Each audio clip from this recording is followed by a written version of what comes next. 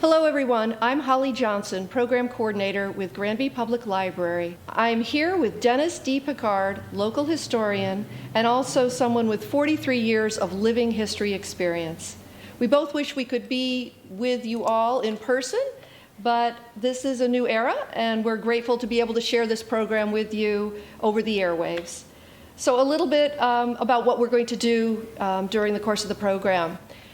Our good friend Dennis is going to be able to share a little bit about the life and times of author Edgar Allan Poe, and then we're going to have a wonderful dramatic reading of one of Poe's famous works, The Telltale Heart. And so I just want to give a big welcome to Dennis. Thank you so much for being here. Yeah, thank you for inviting me. Well, I know that Edgar Allan Poe was an American author, writer, essayist, literary critic, poet. He did a lot in his career, but I also know he had some demons. He did, yes. Maybe you can tell a little bit about those. I think it's interesting to note that he was one of the early recognized American authors, too, that we had been relying so much on European heritage and European styles and sensitivity, and to have authors like Poe being a real American, recognized as an American. But yes, he did. Throughout his life, he had demons, and he certainly had challenges to deal with, going back to probably before his first memory. His parents were traveling actors. His mother was an English actress. His father deserted them when he was just a few months old, and then she passed away when he was a very, very young child, and he was then put under the care of the Allen family. So even at the earliest parts of his life, it wasn't what we would normally see in an American household at that time. So Dennis, can you tell me a little bit more about where Edgar Allan Poe got his start? When did he first learn that he could write and people were going to read what he wrote and he might be successful at it? I think Poe was writing for people and for himself. He did not become successful. He did not have many of his early works published widely, but I don't think that's why he was doing it. He was putting it out there. He was putting himself out there.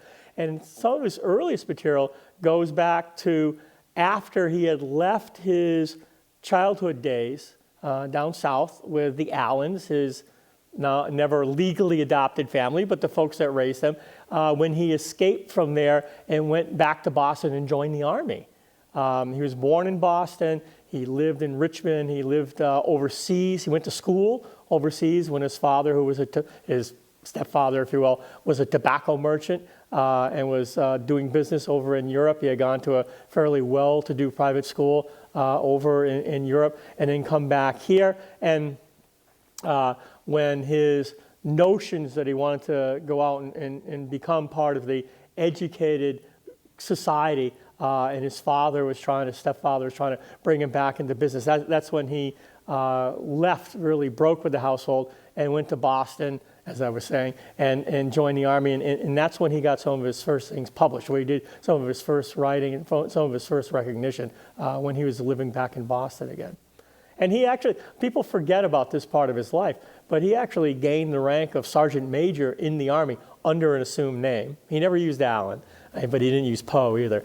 So it was a life and part of a life with that kind of discipline that we don't often associate with that rebel, that drunkard, Poe in our modern ideas. Dennis, I understand that Poe wrote a lot of mystery and macabre and a little bit of horror sprinkled in there, and we're going to hear some of that from you later in this program. Can you tell me how that came about? Do we have any information about what prompted Poe to go so dark? Well, I'm not a Poe scholar. I'm a historian. I'm more interested in that time period in which Poe was operating. I think Poe and a few other authors of that time period, which we don't necessarily associate with those kind of sentiments, but somebody like Melville was writing in the same way during the same time period where he was dealing with emotions. And Poe dealt with the reader's emotions differently than other authors, especially American authors, had done up until that time. And as far as the macabre and the mystery, I think he did set out, like in The Murder of the Rue Morgue and so forth, to write a mystery, but the atmosphere of it is what the reader brings to it.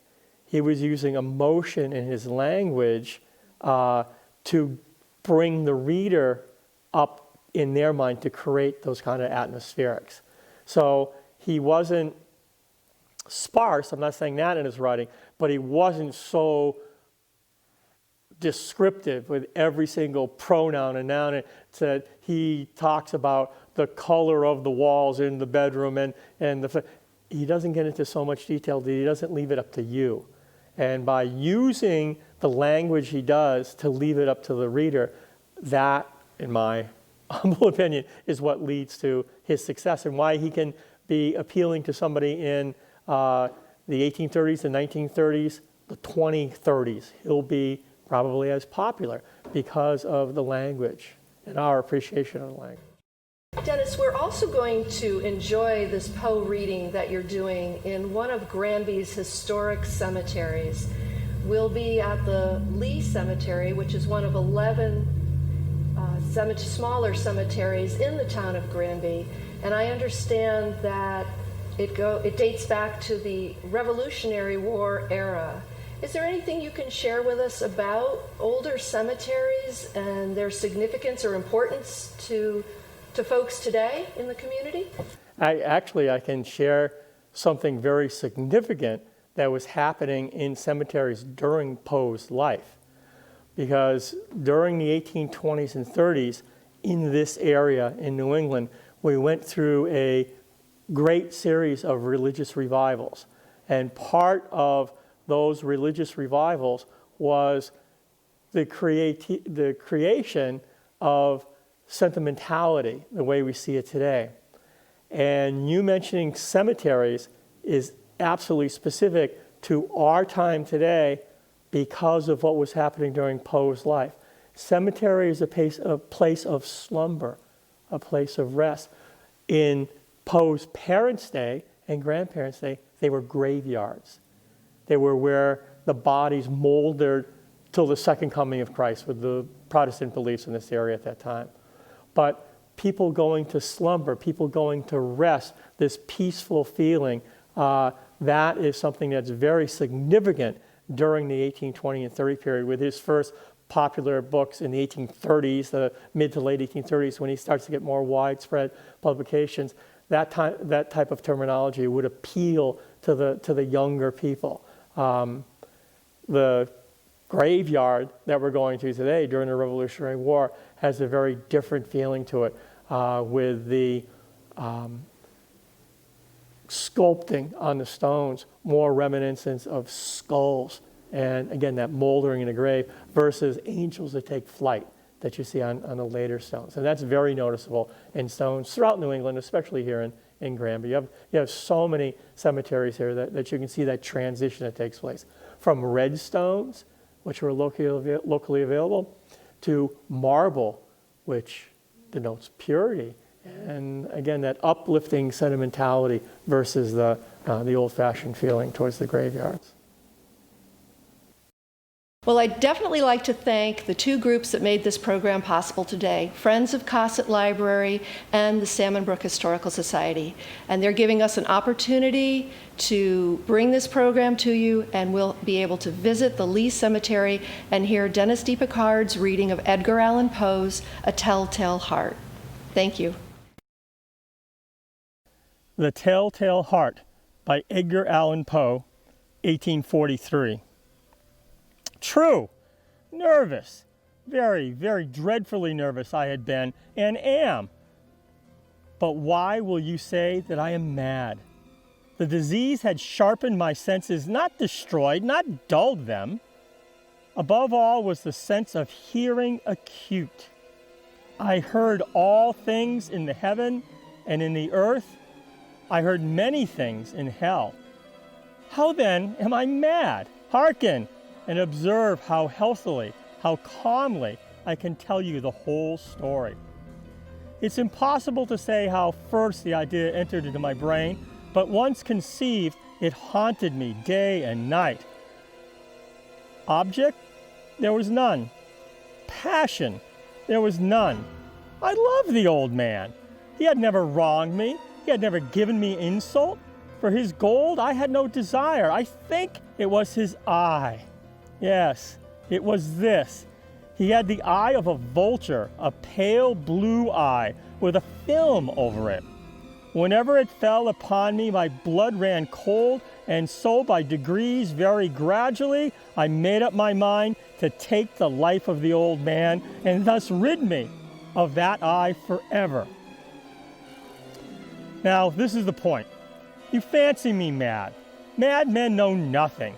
But you should have seen me. You should have seen how I wisely proceeded, with what caution, with what foresight, with what dissimulation I went to work. I was never kinder to the old man than during the whole week before I killed him. And every night, about midnight, I turned the latch of his door and opened it, oh, so gently. And then, when I made an opening sufficient for my head, I put in a dark lantern, all closed, that no light shone out. And then I thrust my head in. Oh, you would have laughed to see how cunningly I thrust it in. I moved it slowly, very, very slowly, so that I might not disturb the old man's sleep. It took me an hour to place my whole head within the opening, so far that I could see him as he lay upon his bed. Ha!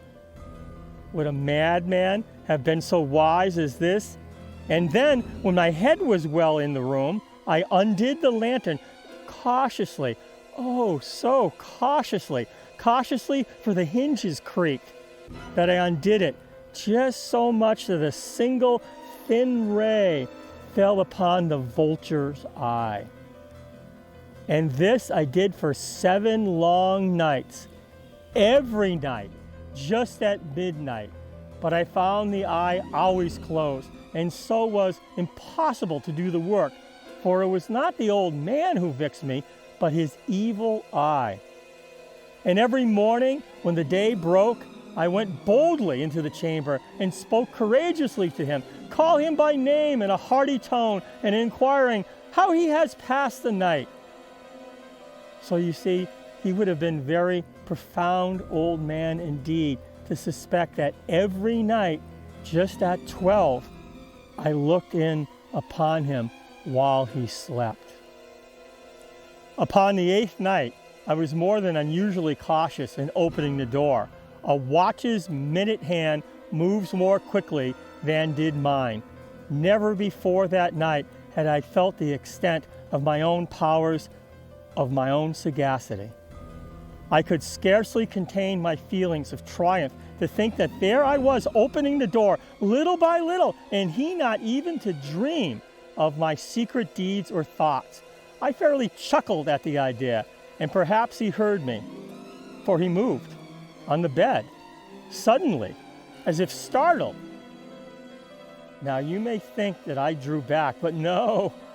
His room was as black as pitch and as thick as darkness, for the shutters were closed, fastened through the fear of robbers, and so I knew he could not see the opening of the door, and I kept pushing it on steadily.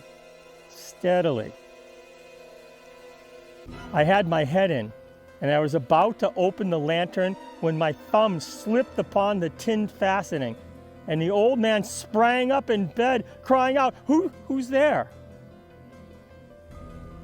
I kept quite still and said nothing for a whole hour. I did not move a muscle, and in the meantime, I did not hear him lie down.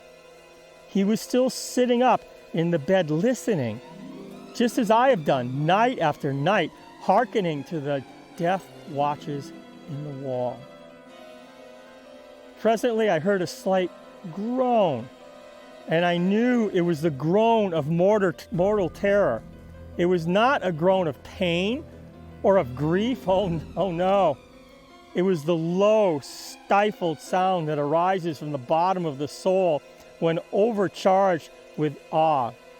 I knew the sound well. Many a night, just at midnight, when all the world slept, it has welled up in my own bosom, deepened with its dreadful echo the terrors that distracted me.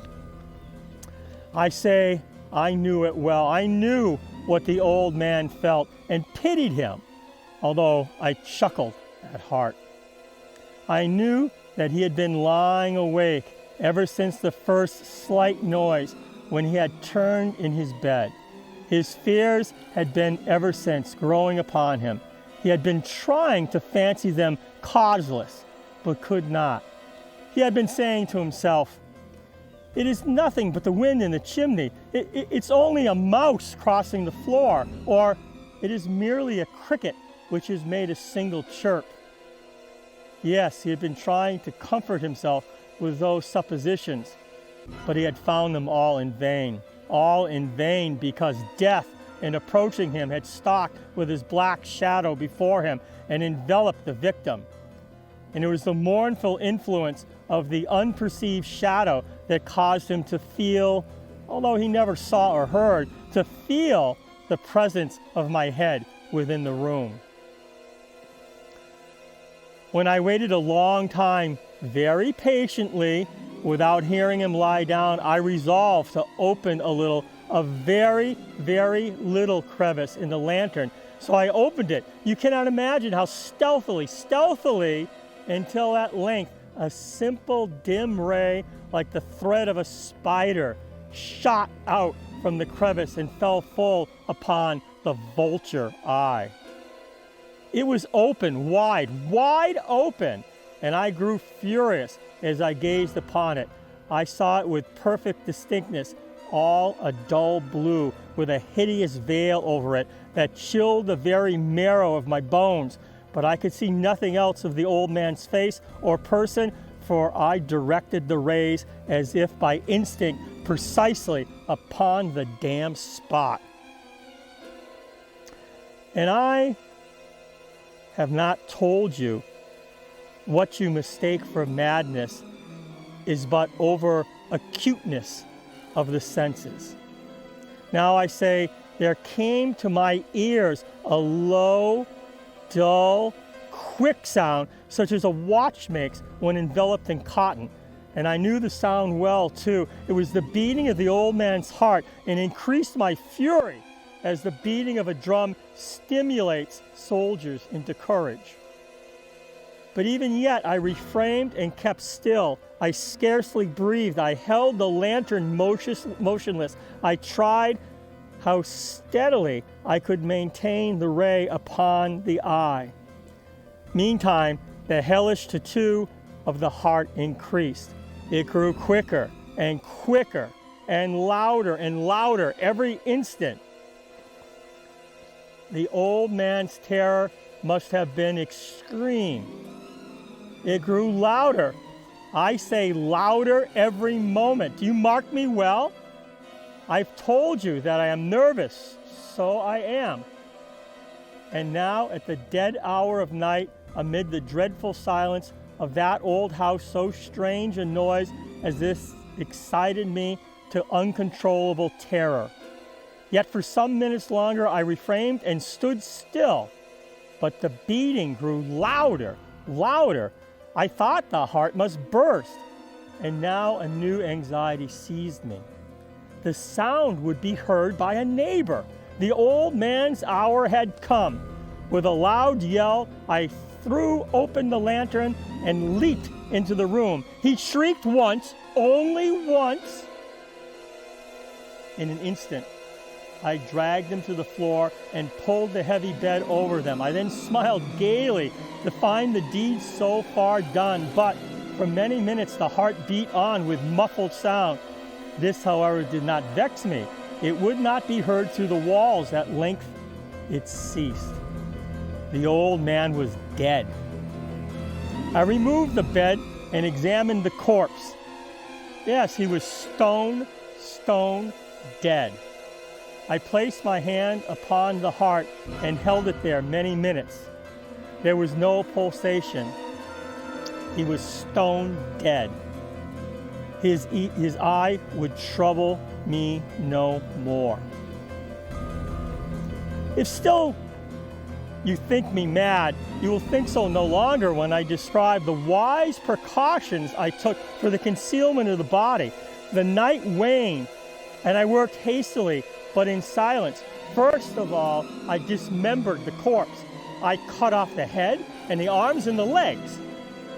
I then took up 3 planks from the flooring of the chamber and deposited all between the scantlings. I then replaced the boards so cleverly, so cunningly, that no human eye, not even his, could have detected anything wrong. There was nothing to wash out, no stain of any kind, no blood spot forever. I had been too wary for that. A tub had caught all. When I had made an end of these labors, it was 4 o'clock, still dark as midnight. As the bell sounded the hour, there came a knocking at the street door. I went down to open it with a light heart, for what had I now to fear? There entered 3 men who introduced themselves with perfect suavity as officers of the police. A shriek had been heard by a neighbor during the night. Suspicion of foul play had been aroused. Information had been lodged at the police office, and they, the officers, had been deputed to search the premises. I smiled, for what had I to fear? I bade the gentleman welcome. The shriek, I said, was my own in a dream. The old man I mentioned was absent in the country. I took my visitors all over the house. I bade them search well. I led them at length to his chamber. I showed them his treasures, secure and undisturbed. In the enthusiasm of my confidence, I brought chairs to the room and desired them here to rest from their fatigues, while I myself, in the wild audacity of my perfect triumph, placed my own seat upon the very spot beneath which reposed the corpse of the victim. The officers were satisfied. My manner had convinced them.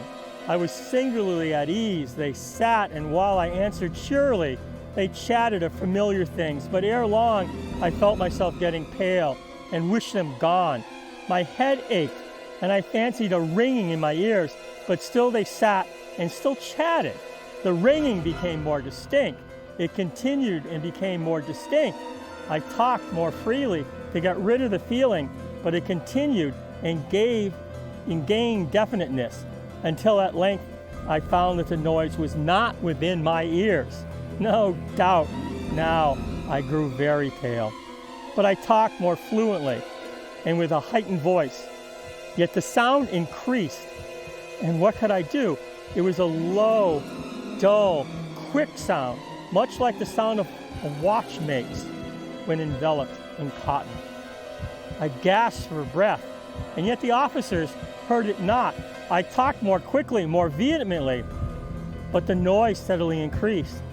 I arose and argued about trifles in a high key and with violent gesticulations, but the noise steadily increased. Why would they not be gone? I paced the floor to and fro with heavy strides, as if excited to fury by the observation of the men. But the noise steadily increased. Oh God, what could I do? I foamed, I raved, I swore. I swung the chair upon which I had been sitting and grated it upon the boards. But the noise arose over all and continually increased. It grew louder, louder, louder, and still the men chatted pleasantly.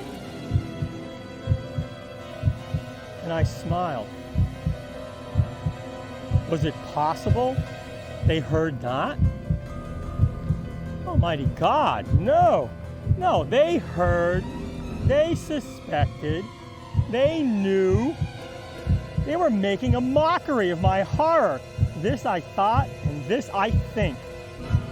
But anything was better than the agony. Anything was more tolerable than the derision. I could bear those hypocritical smiles no longer. I felt that I must scream or die. And now again, hark louder, louder, louder, louder. Villains, I shrieked. Dissemble no more. I admit the deed. Tear up the planks here, here. It's the beating of his hideous heart. The end. Thank you, Dennis, for a tremendous reading of Edgar Allan Poe's The Telltale Heart. A round of applause. That was a wonderful, wonderful reading for us, and we enjoyed it very much. A shout out to the Friends of Cosset Library and the Salmon Brook Historical Society. They were gracious enough to sponsor Mr. Picard being here to do this program for us.